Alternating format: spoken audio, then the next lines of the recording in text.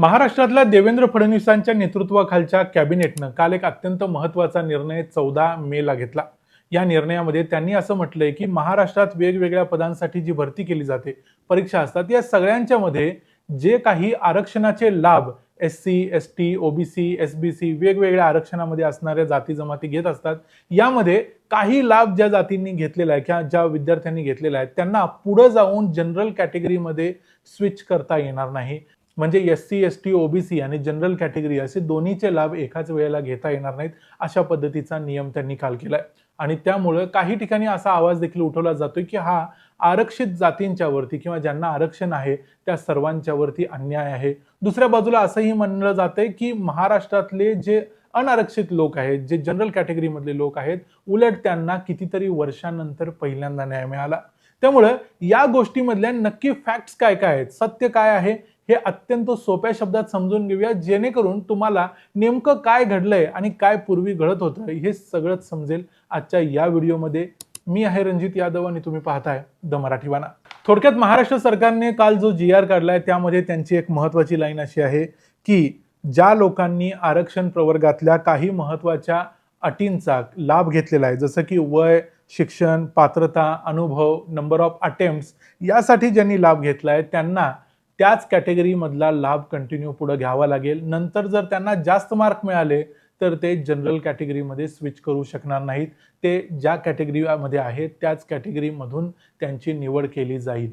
आता हा नियम करण्यासाठी नेमका प्रॉब्लेम अगोदर काय होता आणि कशा पद्धतीचा एक अन्याय म्हणता येईल तो जनरल कॅटेगरीवरती होत होता हे तुम्हाला थोडक्यात सांगतो. असं होतं की समजा A आणि B नावाचे दोन विद्यार्थी आहेत, ते MPSCच्या परीक्षेला बसलेले आहेत. A हा जनरल कॅटेगरीमध्ये आहे, त्याचं वय आहे 38 आणि B आहे 40 वर्षांचा, तो आहे SC कॅटेगरी मधला. आता MPSCच्या नियमाप्रमाणे 38 ही वयोमर्यादा आहे. 38 पेक्षा जास्त वयाचा व्यक्ती हा MPSCच्या परीक्षेला बसू शकत नाही. पण जर तो SC कॅटेगरी मधला असेल, OBC असेल, तर तो 38 नंतर देखील बसू शकतो. त्यामुळे आता वयाचा लाभ घेऊन B परीक्षेला बसू शकतो, त्यामुळे तो बसलाय. आता परीक्षेचा जो निकाल लागलाय त्यामध्ये 200 पैकी 160 मार्क मिळाले A ला आणि 200 पैकी 160च मार्क मिळाले B ला. म्हणजे जो SC आणि जनरल कॅटेगरी मधले दोन्ही विद्यार्थी आहेत, दोघांनाही तेवढेच मार्क मिळालेले आहेत. मग आता असं होऊ शकतं की जेव्हा सीट मिळणार आहे त्यावेळेला जो SC कॅटेगरी मधला विद्यार्थी आहे तो आपली SC ची जागा सोडायचा आणि त्याला जनरल कॅटेगरी मधून देखील तो क्वालिफाय होऊ शकतो, तर तो सरळ जनरल कॅटेगरीमध्ये स्विच व्हायचा. समजा की कट ऑफ 150 चा लागलेला आहे, त्यामुळे तो जनरल कॅटेगरी मधून जाऊन सीट घ्यायचा. त्यामुळे काय व्हायचं तर SC ची आणखी एक सीट रिकामी व्हायची, ती SC मधल्या आणखी कोणाला तरी व्यक्तीला मिळायची. पण यावेळी अन्याय व्हायचा तो जनरल कॅटेगरी मधल्या विद्यार्थ्यावर. आता याला अन्याय असं का म्हणायचं, कारण मुळात MPSCच्या परीक्षेला बसण्यासाठी जो विद्यार्थी पात्रच नव्हता तो पात्र कशामुळे झाला, कारण त्यानं आरक्षणाचा लाभ घेतला. त्याचं वय 40 असताना देखील जी आरक्षणामधली जी सूट त्याला मिळालेली होती वयाची, त्या सुटीचा आधार घेऊन त्यानं परीक्षा दिली. पुढे भलेही त्यानं जास्त मार्क पडले असतील, पण ते मार्क त्यानं 40 वर्षाचे असताना पाडले, जे ऍक्च्युअली क्वालिफिकेशन एज नाही आहे जनरल कॅटेगरीमध्ये. त्यामुळे त्याला जनरल कॅटेगरीचा लाभ आता इथून पुढे घेता येणार नाही असं या नियमामध्ये म्हटलंय. जसं आता हे एजच्या बाबतीत झालं, असं शैक्षणिक पात्रतेच्या बाबतीत काही सूट दिलेली असू शकते आरक्षित जातींना, तशाच प्रकारची सूट एक्सपिरियन्सला असू शकते, वेगवेगळ्या गोष्टींची असू शकते. या सगळ्या गोष्टींमध्ये आता जर अगोदर लाभ घेतला असेल तर नंतर स्विच मारून जनरल कॅटेगरीमध्ये जाता येणार नाही.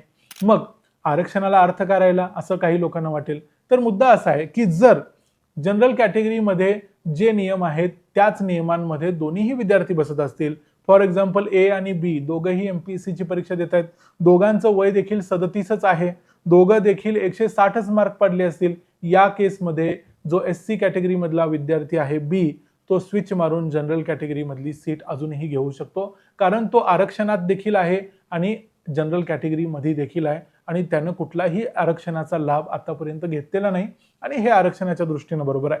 आता हे सगळं सरकारला करायची गरज का पडली यावरती थोडक्यात विचार करूया. तर असं विचार करा की दोन पाईप्स आहेत, या दोन्ही पाईप्स मधून काही विद्यार्थी जात आहेत आणि या दोन पाईपची जर संख्या बघितली किंवा आकडेवारी बघितली तर एक पाईप आहे जवळजवळ 72% ज्यामधून लोक पास होतात अशी, आणि दुसरी पाईप आहे ज्यामधून 28% लोक पास होतात. आता 72% असं म्हणायचं कारण म्हणजे आपल्या महाराष्ट्रातलं जे आरक्षण आहे ते जवळजवळ SC, ST, OBC, SBC SC NT वगैरे जे सगळं पकडलं तर ते 52% होतं. त्यामध्ये EWS आलं 10%, त्यामध्ये अजून मराठा आरक्षण जे दिलं गेलंय ते 10% आलं. सगळं मिळून झालं 72%. आता 72% आरक्षण मिळाल्यानंतर हे सगळे लोक 72%च्या पाईपलाईन मधून जातात असा विचार करा. दुसरीकडे जी 28%ची शेवटची पाईपलाईन शिल्लक राहिली, त्यातून ज्यांना आरक्षण अजिबातच नाही ते जनरल कॅटेगरीचे लोक जातात. आता प्रॉब्लेम असा व्हायचा, जर या आरक्षणाच्या पाईपलाईन मधून जाणाऱ्या कुठल्या तरी व्यक्तीला जर जनरल कॅटेगरीपेक्षा जास्त मार्क मिळाले किंवा तो त्यामध्ये पात्र होत असेल, तर तो पाईपलाईन स्विच करायचा आणि त्या 72%च्या पाईपलाईन मधून 28%च्या पाईपलाईन मध्ये जायचा आणि तिथून ती सीट पटकवायचा. मुळात 28%च लोकांच्याकडे जी मुभा राहिलेली आहे की सीट मिळवायची, त्यामध्ये देखील त्यांच्यावर अन्याय व्हायला लागला आणि त्यांच्या सीट्स 28%पासून अजून खाली व्हायला लागल्या. त्यांची संख्या जी 100 पैकी 28 तरी किमान असायला पाहिजे, ती त्यापेक्षा कमी व्हायला लागली, म्हणून प्रॉब्लेम व्हायला लागला. आता आरक्षणमध्ये मी तुम्हाला म्हटलं तसं आरक्षण असलेला माणूस हा जनरल देखील आहे आणि रिझर्व्ड देखील आहे. पण प्रॉब्लेम असा होता की तो जनरल देखील कधी कधी असतो आणि रिझर्व्ड देखील कधी कधी असतो, असा असता कामा नये. एकाच परीक्षेला तो काही काळासाठी रिझर्व्ड कॅटेगरीचा वापर करतो आणि काही काळासाठी जनरल कॅटेगरीचा वापर करतो. हा खरं तर अन्याय आहे, म्हणून याच्याबद्दल सरकारनं हा निर्णय घेतलाय. आता इथं हा विचार करायला पाहिजे की खरोखर हे जे केलंय हे कोर्टात टिकेल काय. आता महत्वाचा मुद्दा आहे की सरकारनं, महाराष्ट्र सरकारनं हा जो निर्णय घेतलाय तो या अगोदर कुठे घेतला गेलाय काय, तर या अगोदर हा निर्णय केंद्र सरकारने 1998लाच घेतला गेलाय. केंद्र सरकारकडून ज्या परीक्षा घेतल्या जातात UPSC SSC, या परीक्षेमध्ये हा नियम लागू आहे. तिथं अशा पद्धतीचं आरक्षण दोन्हीकडचं एकाच वेळेला घेता येत नाही. आता केंद्र सरकारमध्ये जवळजवळ 28 वर्षांपासून हा नियम आहे आणि गुजरात राज्यानं काही वर्षापूर्वी हा नियम लागू केला होता. पंजाब आणि हरियाणानं देखील लागू केला होता.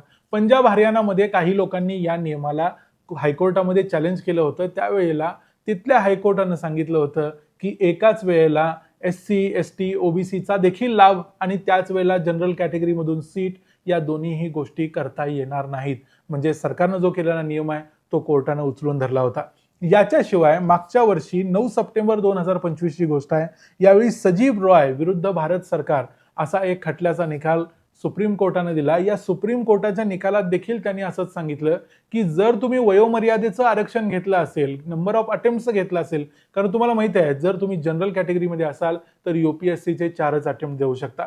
जर तुम्ही दुसऱ्या कॅटेगरीमध्ये असाल तर तुमचे हे नंबर ऑफ अटेम्प्ट्स वाढतात. म्हणजे जर तुम्ही नंबर ऑफ अटेम्प्ट्सचं किंवा वयोमर्यादेचं आरक्षण अगोदर घेतलं असेल आणि नंतर तुम्ही जनरल कॅटेगरीमध्ये स्विच होत असाल तर असं करता येत नाही, असं सुप्रीम कोर्टानं देखील सांगितलंय. म्हणजे जो काही निर्णय झालाय याला अजून देखील चॅलेंज करता येऊ शकतं, पण ते टिकेल असं वाटत नाही. कारण मुळात ज्या समानतेच्या तत्वाच्या आधारावरती याला विरोध केला जाईल ते समानतेचं तत्वच इथं मुळात पाळलं जाणार नाही. जे कोण लोक याला विरोध करणार असतील त्यांच्यासाठी सांगतोय.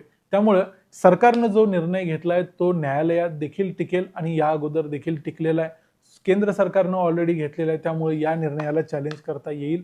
फक्त तो टिकणार नाही एवढं मात्र जवळजवळ नक्की आहे. या संपूर्ण मुद्द्यावर तुम्हाला काय वाटतं? खरोखर हा जो महाराष्ट्र सरकारनं निर्णय घेतलाय तो बाकीच्या सगळ्या आरक्षण असणाऱ्या जातींच्या वरती अन्याय आहे का, की हा जो निर्णय आहे तो जनरल कॅटेगरीच्या दृष्टीनं घेणं गरजेचं होतं आणि तो निर्णय घ्यायला महाराष्ट्र सरकारने ऍक्च्युली खूप जास्त उशीर लावला? या दोन्ही मुद्द्यांच्या वरती तुमचं काय मत आहे? तुम्हाला काय वाटतं हे आम्हाला कमेंट्समध्ये जरूर सांगा. व्हिडिओ आवडला असेल तर व्हिडिओला लाईक करा, चॅनलला सबस्क्राईब करा. पुन्हा भेटू पुढच्या व्हिडिओमध्ये. तोपर्यंत पाहत राहा द मराठी बाणा. जय हिंद, जय महाराष्ट्र.